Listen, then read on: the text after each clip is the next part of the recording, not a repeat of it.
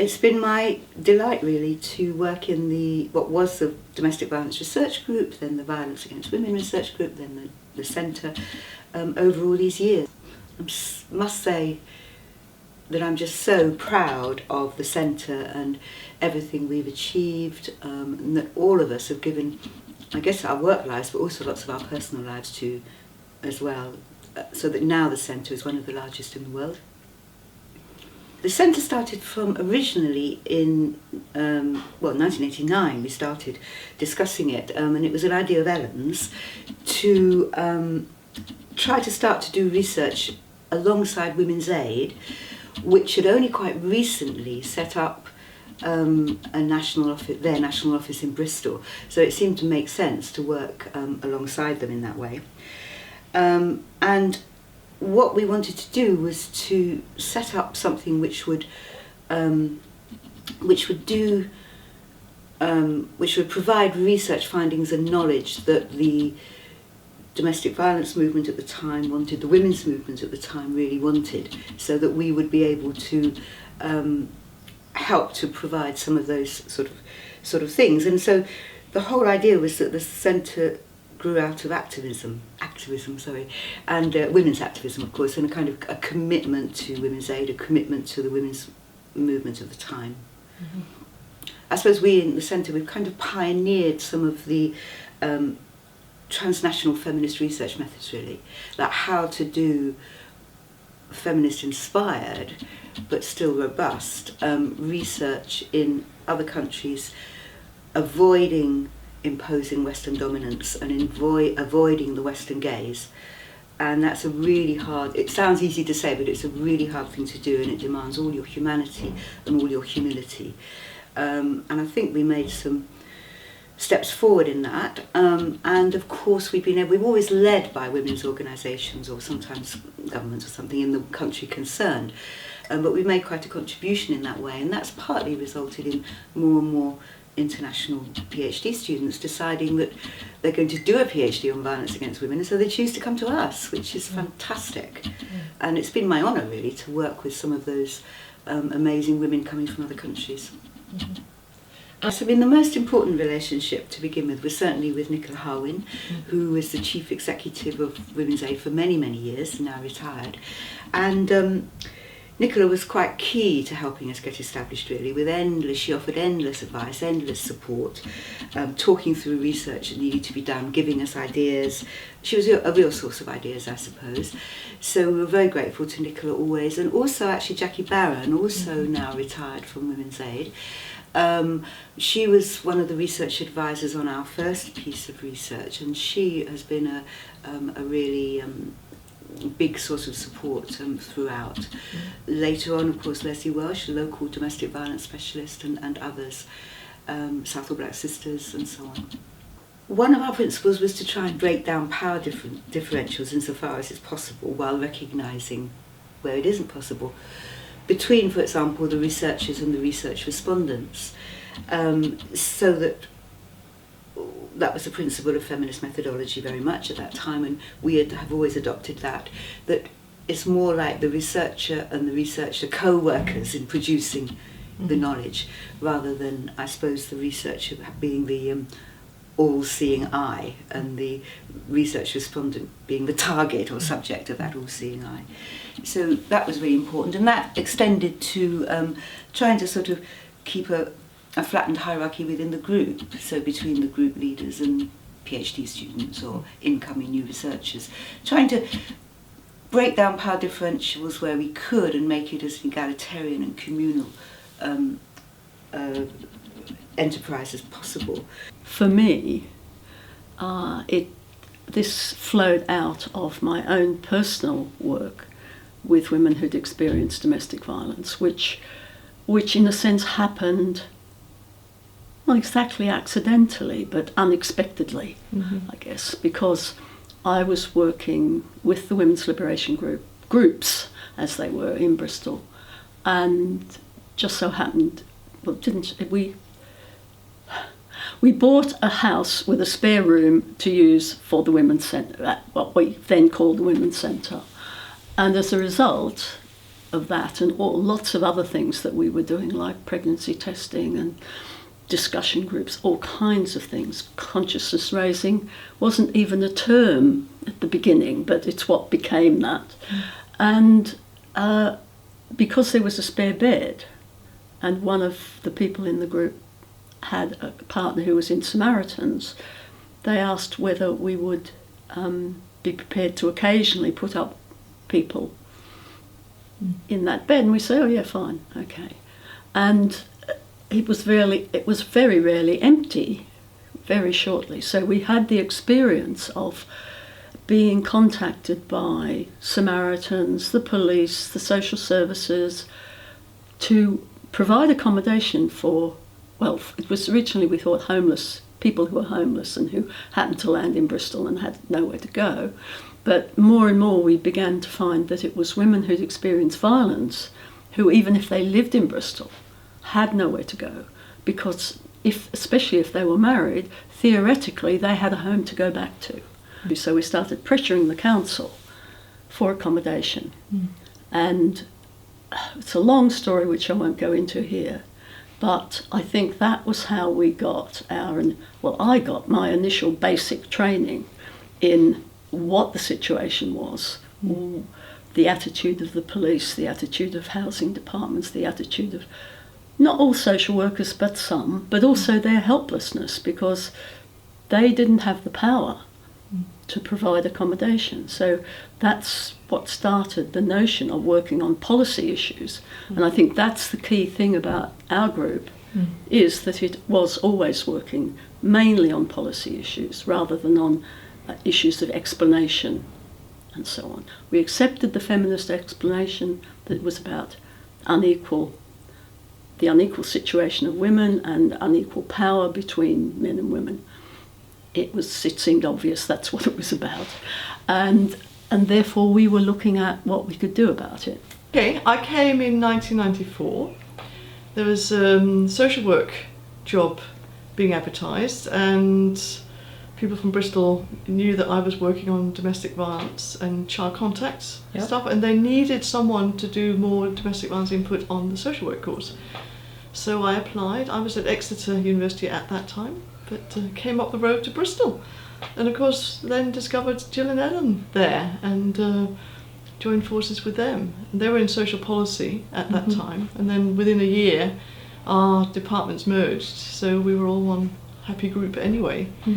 And so what I brought, of course, at that time was work on children, which became a really strong stream of all our work over the years, but the others doing some as well. What was nice was the university was really wanting to develop that whole area of work much more.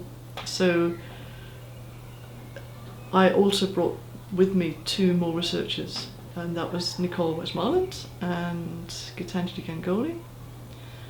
But what we did was we also brought with us work that wasn't just on domestic violence, because we'd already started doing other work on prostitution and other sexual violence related research as well.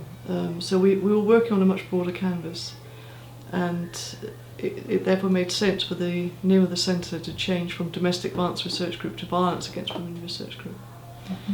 And then during the 2000s, we really got a lot more PhD students in, and we continued, of course, working around our fundamental principles around really doing what Women's Aid, other organisations working in the field wanted us to do, really work on behalf of women.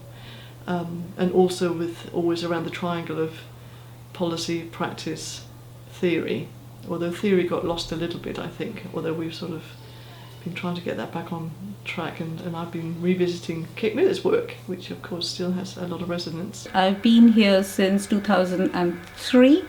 And I worked on a number of different aspects of gender-based violence, but I'm particularly interested in things, in issues to do with domestic violence and forced marriage and crimes in the name of honor in Black and minority ethnic communities in the UK, but I'm also interested in feminist movements and gender-based violence internationally, particularly in South Asia.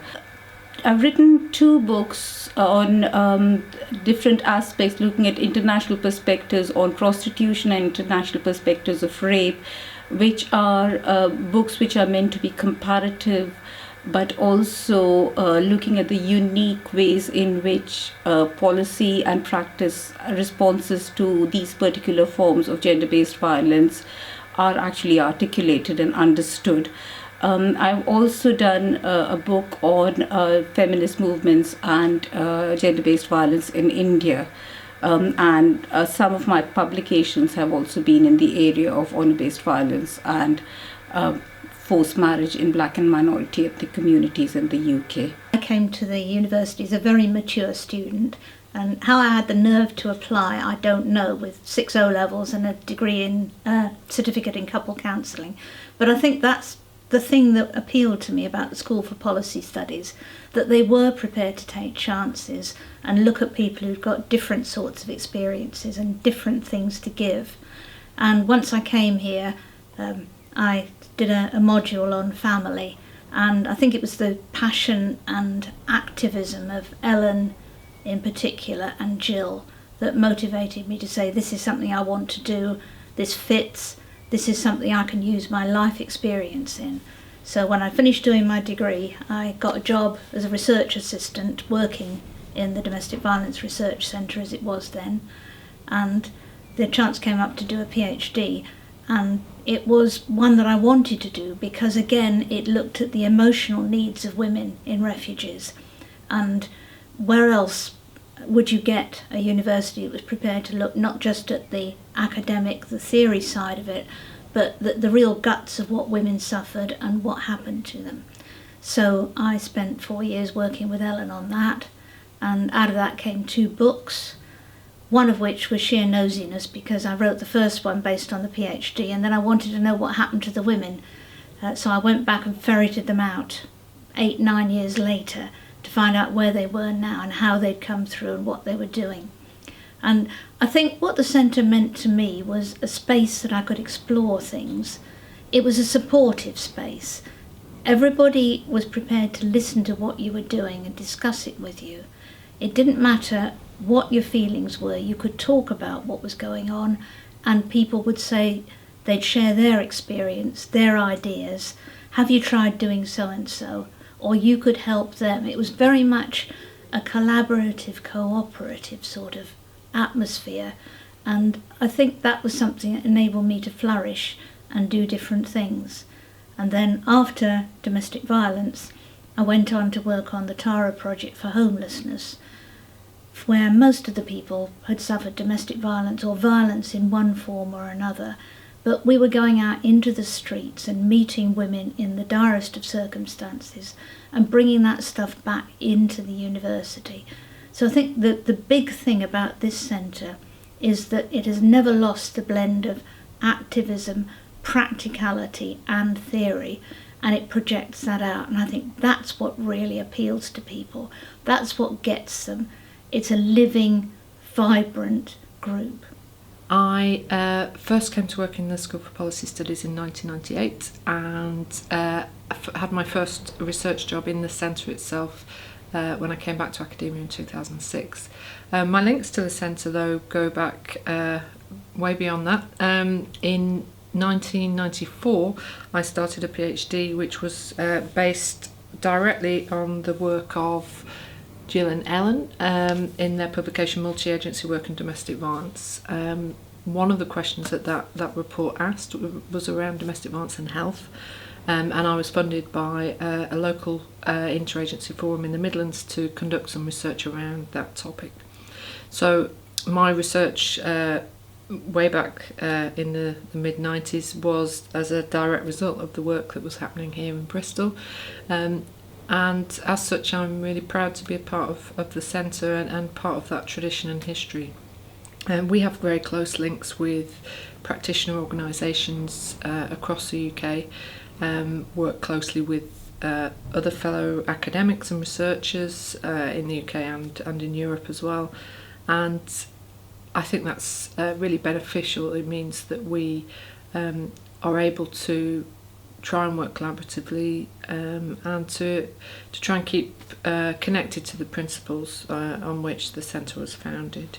That's not always easy. Academia has changed immeasurably in the last 25 years, but so has some of the impacts that the women's aid movement, domestic violence movement, gender-based violence movement have also changed the society that we live in. So hopefully we've been able to respond to those changes and to keep producing work that's of relevance to practitioners, survivors, and those who are on the front line really trying to deal with this issue.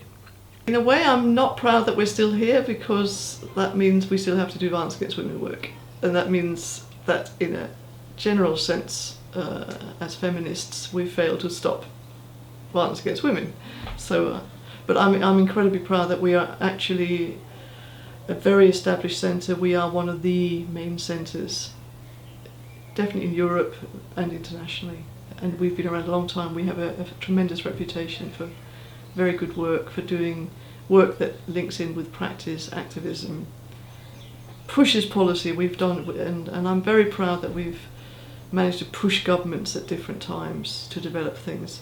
I mean, one of the things was our work with the Home Office in the early 2000s, set the whole foundation for IDVAS, for example, which later also set the foundation for ISVAS. So I think there are all sorts of things we've done, but I'm very proud of the way we've continued really focusing on what is needed in order to make women's lives better.